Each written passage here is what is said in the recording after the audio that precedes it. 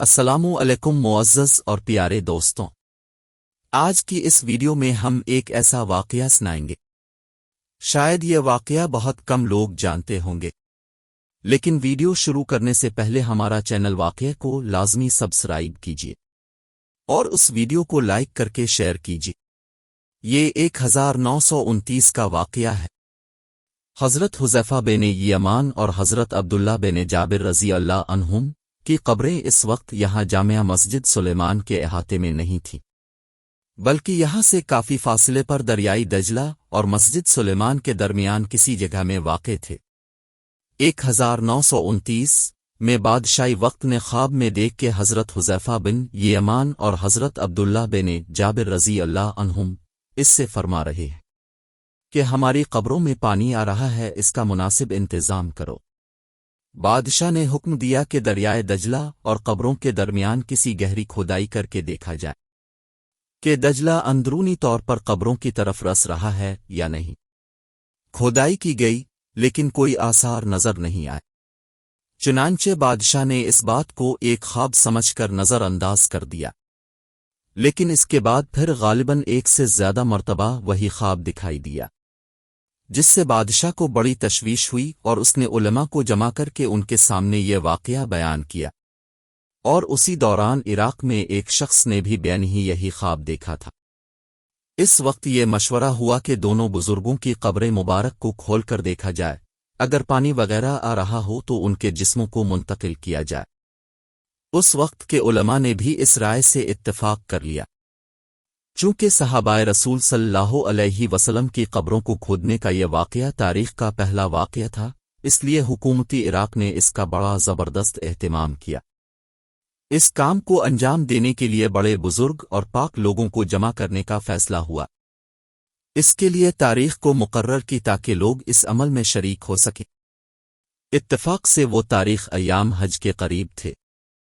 جب اس ارادے کی اطلاع حجاز پہنچی تو وہاں حج پر آئے ہوئے لوگوں نے حکومت عراق سے درخواست کی کہ اس تاریخ کو قدرے مؤخر کر دیا جائے تاکہ حج سے فارغ ہو کر جو لوگ عراق آنا چاہیں وہ آ سکیں۔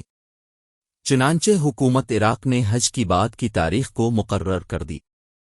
کہا جاتا ہے کہ اس وقت نہ صرف عراق کے بلکہ دنیا کی ہر جگہ سے مسلمانوں کا ایک سیلاب عراق کی طرف رخ کر کے روانہ ہوئے، کیونکہ یہ ایک تاریخی معاملہ تھا اور صحابہ رسول صلی اللہ علیہ وسلم کی دیدار مبارک کون نہیں چاہتا تھا۔ اس طرح یہ مبارک قبریں کھولی گئیں اور ہزارہ افراد کے سمندر نے یہ حیرت انگیز منظر اپنی آنکھوں سے دیکھا کہ تقریباً 13 صدیاں گزرنے کے باوجود دونوں بزرگوں کی اجسام مبارک صحیح و سالم اور تر و تازہ تھے، بلکہ ایک غیر مسلم آنکھوں کا ڈاکٹر وہاں موجود تھا۔ اس نے اس اجسام مبارک کو دیکھ کر بتایا کہ ان کی آنکھوں میں ابھی تک وہ چمک موجود ہے جو کسی مردے کی آنکھوں میں انتقال کے کچھ دیر بعد بھی موجود نہیں رہ سکتا۔ چنانچہ وہ شخص یہ منظر دیکھ کر مسلمان ہو گیا۔ نعش مبارک کو منتقل کرنے کے لیے پہلے سے حضرت سلمان فارسی رضی اللہ عنہ کے قریب جگہ تیار کر لی گئی تھی۔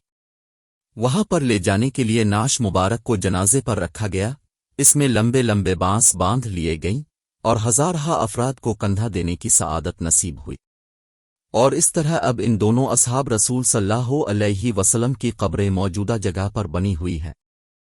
ایک عالم دین نے کہا کہ اس دوران ایک جوڑا میاں بیوی عراق میں تھے جو کہ انڈین تھے، لہذا یہ واقعہ انہوں نے اپنے آنکھوں سے دیکھا اور اپنے رسالے میں اس کا ذکر بھی کیا۔